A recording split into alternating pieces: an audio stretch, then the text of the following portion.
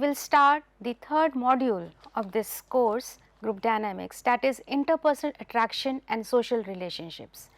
This module will talk about the process of attraction and what are the factors that determines the process of attraction and how attraction leads to friendship, mutual liking, and the person establish a social relationship with the other people. So, when we are talking about this topic, interpersonal attraction and social relationships, a number of factors are responsible which not only establish social relationships, but in the whole process a number of emotional transitions and transformations also take place. Why I am talking about transition and transformation? That is, when we are attracted to another person or we are liking the other person or we want to establish a social relationship with the other person, then the emotional aspect is very important, because we are evaluating that person in a positive and negative form. That is, whenever we are attracted to the other person, there is a kind of emotional evaluation of the other person in terms of positive or negative assessment or evaluation or feedback. So, when we are talking about interpersonal attraction, then let us define that what does this term means. So, it refers to one's attitude towards another person, and such interpersonal evaluation falls along a dimension that ranges from like to dislike, that means positive to negative or vice versa. Now, this liking to disliking or vice versa can range, it can be strong liking or it can be a mild liking, it can be a strong dislike or it can be mild dislike. The idea is that whenever we are interacting with the other person, some sort of similarity is there and we are actually evaluating that person based on that similarity, and finally we take a decision whether we are attracted and we will take that attraction to the next level of relationship in terms of friendship, mutual liking or a social relationship. So, it is a process that starts with initial contacts and is concerned with emotional responses, similarities and present interactions. Sometimes what happens that we have a mild liking for the other person and we would just exchange greetings in the hallway. We will have that kind of positive evaluation for that person or liking for that person, that is a mild liking. Sometimes it is like strong liking, then based on the similarities, then we want to have that friendship established and we try to share maximum information or bits of pieces and information with the other person, so that expansion of knowledge is there. So, it is actually a natural feeling which is drawn towards other person and desire their company. So, this is what we can define as interpersonal attraction. Now, just now I said that there is a range of emotional responses from like to dislike or from positive evaluation to negative evaluation. Based on this table, we can identify that when we are attracted towards the other person, then there is a level or range. It can be strong liking, it can be mild liking, it can be neutral, it can be mild dislike or it can be strong dislike. So, when we are having a strong liking for the other person, then that attraction towards that person will move towards friendship, and we have a desire to have the company of that person, we will desire to spend time with that person and have joint plans. Similarly, if we have very mild liking for the other person, although the evaluation or assessment is positive, but we will just try to have a very close acquaintance that yes, I know this person and he is a nice person. For instance, we will just exchange greetings in the hallway, we will just step down, we will sit for a while, we will have a cup of tea, we will exchange some information and we get back to our work. So, this is a mild liking, that I know that person, he is a nice person and we can just exchange greetings. So, this is mild liking. The other is neutral, where we do not have that much of liking and disliking also, but we still recognize that face. So, when the attraction is neutral, then the acquaintance is superficial, maybe we just say hi and hello to that person, that is recognize each other and exchange greetings. The other is mild dislike, that means that I know this person and I do not like him much, but yes, we will just exchange greetings to some extent. So, this is mild dislike, that is we prefer to avoid interacting with the same person, and at the same time we are just exchanging greetings also. And the other is strong dislike, that means the person is not desirable at all and the person makes an effort to try not to interact with that person. The person will start make excuse also that I cannot talk to you right now.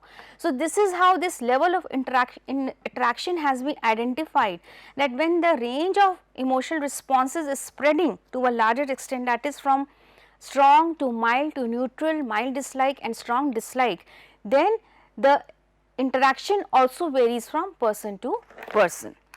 Next comes that what are the factors responsible for interpersonal attraction. Now, if I again go back to this previous slide, if there are so many levels of attraction, then based on the level of attraction also there are certain factors which define that what this process takes on, that is how and in what manner this process starts on. So, social psychologists have talked about certain factors. The first one is the power of proximity. We have discussed this term earlier also in the first module, that when two people are in physical proximity, they are geographically close to each other or physically close to each other, or there is spatial proximity, that we are sitting close to each other in the classroom or in the office, then there are more chances that people are attracted to each other and they are expanding their interaction at different level. Now, the idea is that when that proximity is there, that is a different thing, but when that proximity is repeating every now and then interpersonal attraction also becomes very strong. That means, whenever we are getting exposed to one stimuli every now and then, for example, a student sitting next to his classmate in the seat or the workspace, or we are getting exposed to a new stimulus or to a fearful stimulus. But as soon as that exposure becomes frequent in day to day life, then we become familiar with that stimulus and we are attracted to that person or stimulus in the environment, and that assessment of that new stimulus is so frequent that the assessment becomes positive. Now, this assessment can be mildly positive, mildly negative and completely negative also. So, the idea is that when the person is getting exposed to one stimuli frequently, then there are chances that the person becomes well acquainted with that stimulus and there is interpersonal attraction. So, we can say that repeated exposure to any mildly negative, neutral or positive stimulus results in an increasingly positive evaluation of that stimulus. Now, there is another aspect to this factor of repeated exposure of the stimulus. That means, when the assessment also becomes positive, then the facial muscles also get triggered and the brain also evokes positive emotions. This is the most important part when we are talking about the power of proximity, that the facial muscles becomes triggered, the brain also becomes triggered and evokes positive responses. Now, this triggering can also be negative and the brain can also evoke negative emotions. But yes, there is a psychophysical reaction to the repeated exposure of the stimulus. The other is the affective basis of attraction.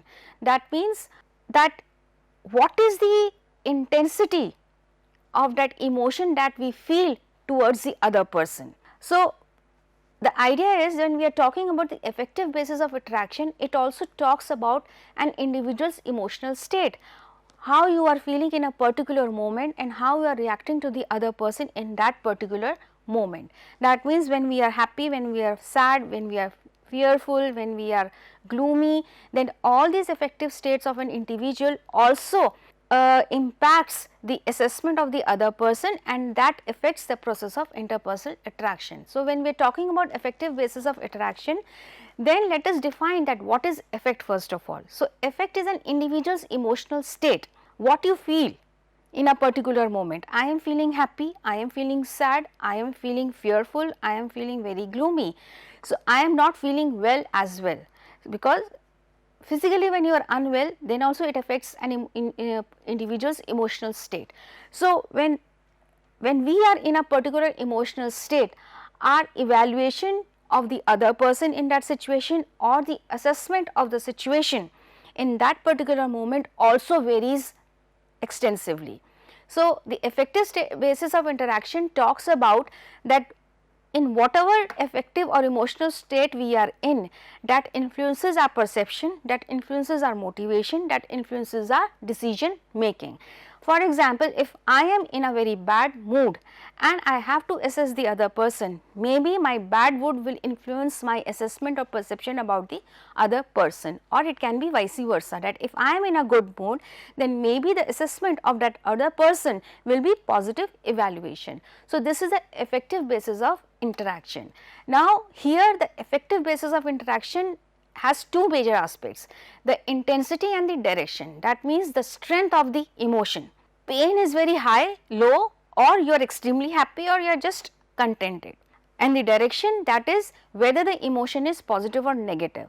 That means what is the intensity of your emotion and in which direction it is going. Emotion is happy or sad, it depends on the direction.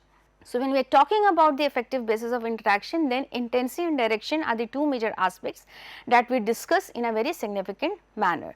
So, affect influences attraction in 4 different ways. Just now I said that in what emotional state we are in and how we assess, evaluate the other person or situation with in the same emotional state, that will define that to what extent we are in a direction to establish a negative interpersonal relationship or a positive interpersonal relationship. Negative here interpersonal relationships means that there will be conflict between two people, and if it is positive interpersonal relationship, then it is actually a healthy relationship between two people.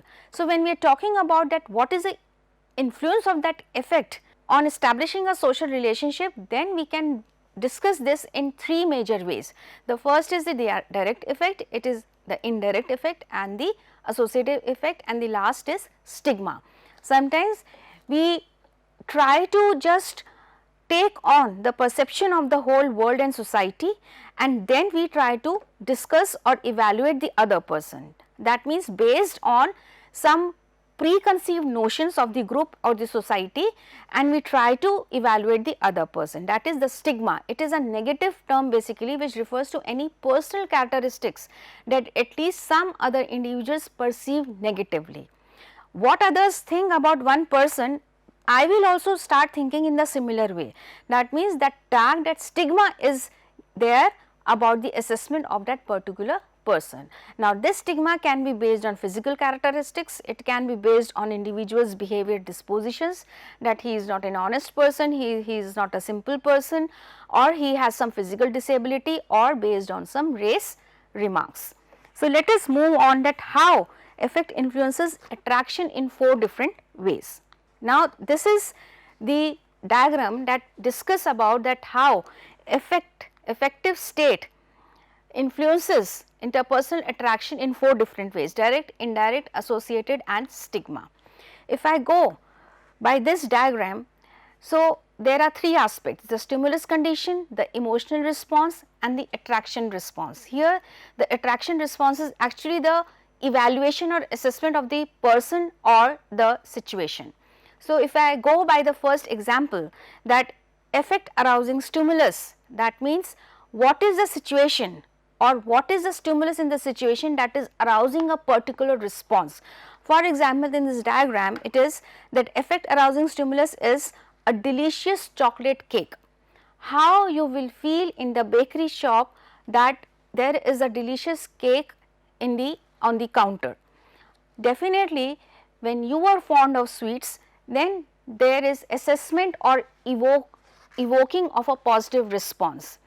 Or we can take up in a very different manner that it is your birthday and we are going to celebrate it, and your friends are there for the cake cutting ceremony.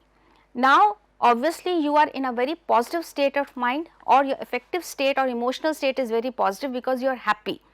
Definitely your response is also happy, and the people around you, even they are stranger to you, your assessment will be positive. Why? Because I am happy and your emotional state is so happy and positive that even a stranger who is there in the situation, you will assess that person as a positive person. So, this is the direct effect of stimulus on the emotional or attraction response of the person. That means, effect arousing stimulus is positive, then your response towards the other person or the stimulus is also positive. Now, if we talk about the associated effect, then if I go by this diagram, next to effect arousing stimulus is the association of positive effect with the neutral stimulus, and the effect will be indirect in a way that the neutral person in the environment will also be evaluated positively, and the assessment or the attraction response will also be very positive in nature. So, this is how direct, indirect and association is being established when a person is in a particular affective or emotional state. This is one example. The other example can be based on negative emotional state. Suppose a person is suffering from severe toothache, right. So, what will be the assessment or evaluation of that particular situation by the person who is suffering from toothache? The person would say that I do not like this toothache, right. This is the direct response. This is the assessment of an individual situation. In the same situation, if a neutral stimulus or neutral person is also there, because the pain is dominated by the individual, then that assessment of that individual or the neutral person will also be negative, because the pain is dominating the individual and the assessment will also be negative about that person. So, the person will immediately say that I do not like this person at all, and ultimately the assessment is that I am not liking this person at all. So, ultimately the direct impact is that I do not like this toothache. Definitely nobody wants to go through any kind of pain, but assessment is like that, and this assessment is being associated with the other stimulus in the same environment, and the assessment is also negative about that stimulus in the environment, that I do not like this person at all and I am not liking this person to be here. So, this is the negative assessment of an affective state. So, this is how the direct, indirect, associated effect are being described, that how an emotional state defines an individual's process of evaluation of a particular situation or environment. And the last is stigma, which I discussed before starting about direct, indirect and associated effect, that whenever we are in the process of assessment of this person or situation, sometimes we believe the preconceived notions about that person based on his physical characteristics, based on his behavior dispositions. That means what we have heard about that person, we try to assess the same person on those notions only. Now, those notions can be positive and it can be negative, and based on these notions the assessment is also accordingly. So, this is how the affective basis of attraction forms the interpersonal relationship, right. Next is the need to affiliate. Since every person is a social animal, everybody wants to affiliate, everybody wants to satisfy the need of belongingness, and everybody wants to get association and support from the whole society. So, to satisfy this urge to affiliate, this becomes a basic motive of every individual, and the person tries to maintain interpersonal relationships. Imagine yourself that you are completely isolated, and how you will satisfy your social requirement. Because we are social animals, we need to talk to each other, we need to interact with each other, we need to share with each other our feelings, emotions, our knowledge. Every time we are connected to some or the other person in our day to day life, be it your personal domain or professional domain. But when we are talking about the need to affiliate, then two patterns are being followed. Definitely affiliation is there, but two patterns of attraction are being followed.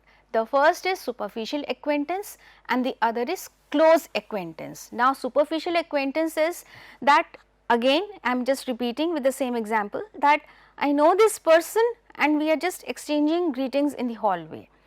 But in close acquaintance, there is a desire to share bits and pieces of information, expand knowledge, have some common plans and then working on those plans, then the acquaintance is very much close. So, this is how the person affiliates with the other person, but in both the case there is one common point.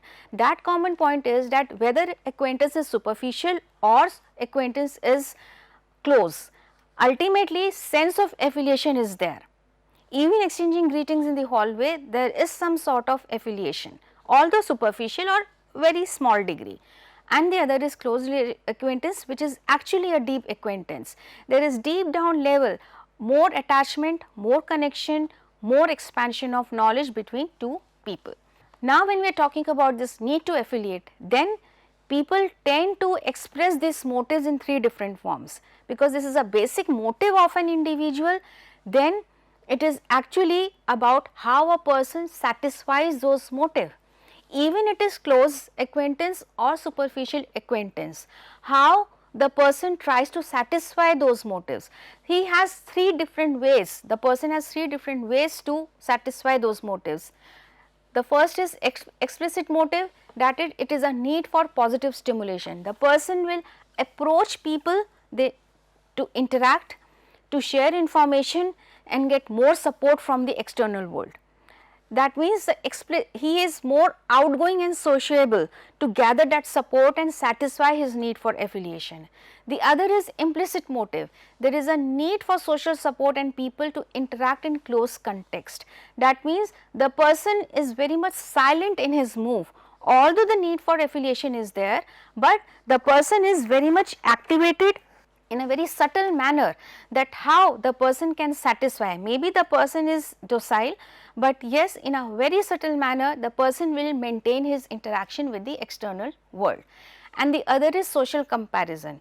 Even when two people are having close acquaintance, still they will gather maximum information from each other and also from the external world, and they will try to compare and understand their own emotional state with that of the external world. Now, in that comparison, there is expansion of emotions within the person, which helps an individual to actually understand and recognize one's own feelings and the other person's feelings. That means this kind of approach gives more cognitive clarity for oneself and the external world. So, the idea is that when we are talking about affiliation involving three approaches, that is explicit, implicit and social comparison, it is more of having better cognitive clarity to understand one's own feelings and the other person's feelings. So, this is how the need for affiliation is satisfied. Now, when there is more expansion of knowledge based on sharing knowledge and having interaction with the other person, there is expansion of mental phenomena as well. What you think, you get different perspectives for your own thinking, and that is how we tend to expand our approach while talking or interacting to other people. And the other factor is observable characteristics, which is very much based on physical attractiveness. That means that in the first instance, whenever we are interacting with any person, we will try to evaluate that person based on his physical characteristics. That means how the person looks, and generally we have this impression that the person who is well dressed, who is poised or rich may be considered as a well mannered or a knowledgeable person. Now, these are the impressions based on the societal notions, but from inside how the person is interpreting the information about you and the other person, we have no idea. So, when we are talking about observable characteristics in terms of physical attractiveness, this aspect is completely related to an individual's appearance that people regard as visually appealing and unappealing. That means to what extent the person is considered as attractive or unattractive based on his physical characteristics. So, when we are talking about physical attractiveness, it actually sometimes leads to appearance anxiety. For example, when we are trying to introduce ourselves for the first time before any group, then people are very much concerned that how will I look before the other group members. Now that how one looks before the other person can also sometimes leads to appearance anxiety. So, that is the undue concern with how one look, or it is a apprehension whether one's physical appearance is adequate or about the evaluation of other people. That means whether the evaluation of mine will be adequate or not. So, this is appearance anxiety. So, these are the factors which actually define the process of interpersonal attraction. If you are attractive, people will approach you, or the other person is attractive, we will approach the other person based on our motives, based on our emotional state, based on physical proximity. So, these are the four factors which defines that how interpersonal attraction is responsible in different situations. Next comes moving towards friendship.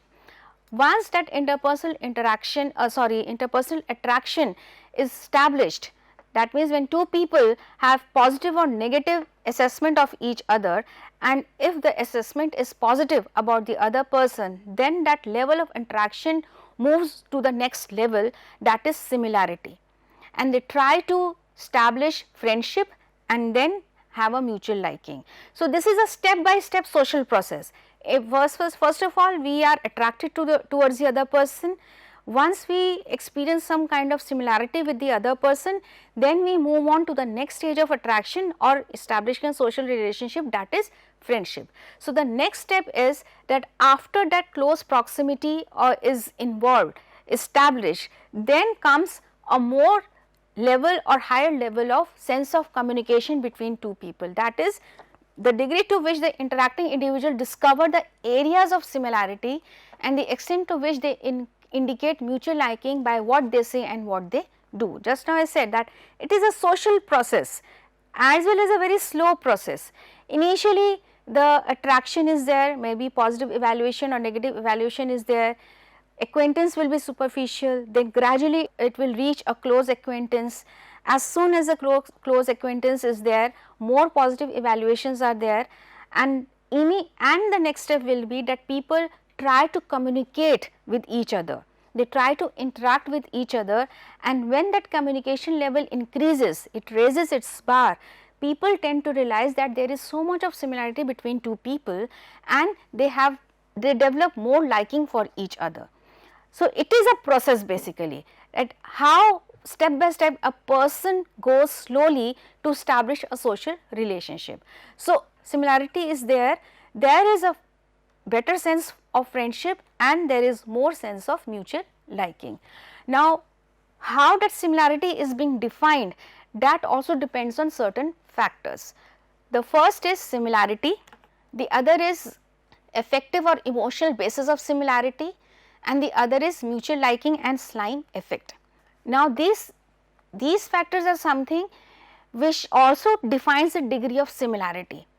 It is not only one term that we are using, that if we are interacting, we are communicating with the other people and we are experiencing that there is so much of similarity, then we are liking each other or we can have friendship. That similarity term also has various notions in the whole process of interpersonal attraction. So, when we talk about similarity, it actually causes interaction, no doubt, but the extent to which two individuals share same attitudes about a range of topics is referred as attitude similarity. Two people are attracted to each other, they have positive evaluations of each other, but maybe out of 10 topics, maybe 4 topics they are very much similar and the 6 topics they are very dissimilar. So, that means the attitude similarity also plays a major role, that in what proportion two people are having similarity in their attitude. So, higher the proportion, the higher are the chances that it will be converted to friendship and mutual liking. So, sociologists have not only talked about attitude similarity, but they have also talked about proportion of similarity. That means the number of topics on which two individuals hold the same views divided by the total number of topics on which they compare their views. That means the higher the proportion, the higher are the chances of establishing a relationship. It is not that there is similarity and definitely the relationship will move on to the next level of mutual liking or friendship. So, similarity connotes to attitude similarity and proportion of similarity. Next comes affective or emotional basis of similarity.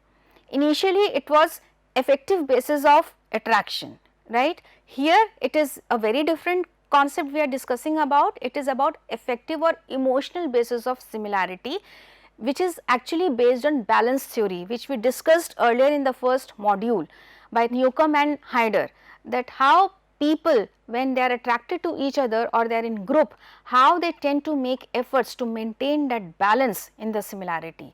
So, Newcomb has talked about three levels of similarity, three levels of emotional basis of similarity. The first is balance, the second is unbalance, and the last is non-balance. So, balance is the most ideal situation as the term implies.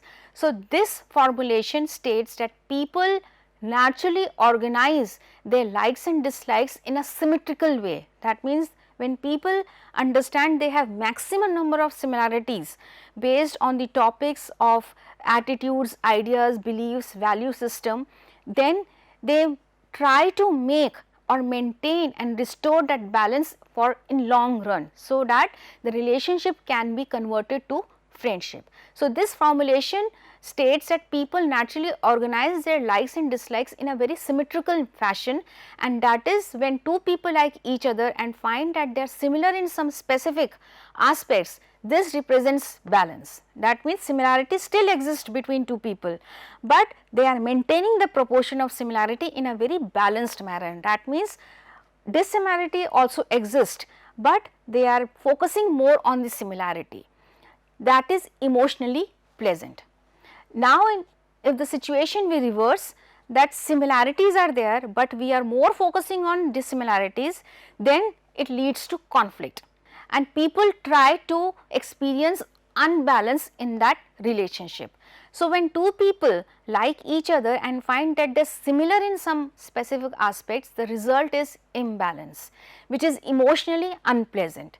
And in this case, they strive to restore balance by changing one or the other mindsets and behaviors in order to be more similar and restore balance. That means, if balance similarity is there, two people will make maximum efforts to restore that balance. If the situation is vice versa, that people are focusing more on dissimilarities, then they fail to maintain that balance because the similarities are leading to conflicts and unpleasant emotions. This leads to conflicts, and at the same time the balance is converted to imbalance. So, they decide either to restore balance with their own efforts while changing each other, or sometimes the efforts fail and people tend to decide to disband or they try to depart, that we cannot continue with this kind of similarity or dissimilarity in the attitude, and they try to depart from each other. Now, if this tendency arises that people tend to decide to disband or depart from each other, then actually it creates a state of non-balance. Now, this state of non-balance will only arise when people make very less efforts to restore that balance. Till imbalance, people will make efforts to get resume that balance and again enjoy the benefits of balance in terms of pleasant emotions. But if they decide not to move ahead with that relationship, then it leads to non-balance, that is neither pleasant or unpleasant, because each individual feels indifferent about the similarity or dissimilarity between each other. Different based on similarity also means that although they know that similarity is there, but maybe dissimilarities dominate more between the two people, and they fail to understand that how that balance can be maintained. So, this is the emotional base of similarity, that how an individual makes effort to restore the balance in spite of having dissimilarity between two people. Now, once this balance is being maintained and friendship is being maintained, it leads to mutual liking. That is, once two individuals discover that they are sufficiently similar to each other, they move towards establishing a friendship. Friendship and mutual liking are parallel. Once this friendship based on mutual liking is established, people tend to be pleased and receive positive feedback and displeased to receive negative feedback or evaluation. That means when two people based on the similarities maintain a balance, then it moves to the next level of relationship in terms of mutual liking or friendship. Now at this level, two people who are very much similar to each other experience pleasant or positive emotions, but at the same time they also experience getting feedback from each other in terms of positive feedback and negative feedback. But still the complexity of human behavior or instrumentality of human behavior actually exists in every situation. Even when two friends give feedback to each other, a friend who is giving negative feedback to the other friend will always and will definitely feel bad about it. But still two people are focusing on the similarities, that is why they have moved on to the next level of attraction in terms of mutual liking and friendship. But yes, under such at this stage the assessment is positive most of the time. The next is slime effect. Now this factor is related to very much mutual liking, that sometimes when the mutual liking is existing between two people, then sometimes the positive feedback also becomes transparently insincere. Please note the word carefully, transparently insincere. That means that if positive feedback is there, then it can be an extreme process of evaluation which is transparently insincere, that even a positive evaluation can be inaccurate for the other person. For example, it can be a clumsy attempt at flattery, that even knowing that the other person is wrong or the other person or one person has some personal motives to satisfy, the person will indulge in the process of flattery to impress the other person and gets the things done from the wrong person itself. Or sometimes a person who is indulging in flattery is also wrong at his own end, because he wants that my work should be done. So this is a slime effect, that sometimes positive evaluations also becomes an extreme process. So at this point the person either is transparently insincere, or it can be a clumsy attempt at flattery. But at the same time, for example, an employee who is nice to his superiors, but he is very bad, his behavior is bad with his subordinates, then under such circumstances the subordinates will not like that person. That means the flattery is dislikable by the subordinates, and this effect is known as slime effect. That means the whole process of giving positive evaluation to the higher ups and not giving regard to the subordinates is not likable by the subordinates itself. So this process of giving positive evaluation to the other person is termed as slime effect. That means this involves clumsy attempt at flattery. It can be in form of ingratiation, where the person tries to impress the other person in a way that the other person will be pleased and the people who might be useful to you. So you are pleasing the other person to get your things done, to achieve your motives. So this is slime effect. Unnecessary giving positive feedback or giving extreme feedback to the other person to satisfy your own interest is the process of slime effect, which is actually an extreme form of mutual liking. So this is how I will just go back to the slide, that this is how when interpersonal attraction is established, then two people move towards friendship, and how different factors define this friendship to a larger extent. It can be based on similarity, it can be based on affective or emotional basis of similarity, mutual liking, and most importantly slime effect. So the idea is that even friendship is there, even positive emotions are there, pleasant emotions are there, still extreme responses can also be detrimental for any friendship or any social relationship. Next comes social relationships. This we will continue in the next discussion. Thank you so much.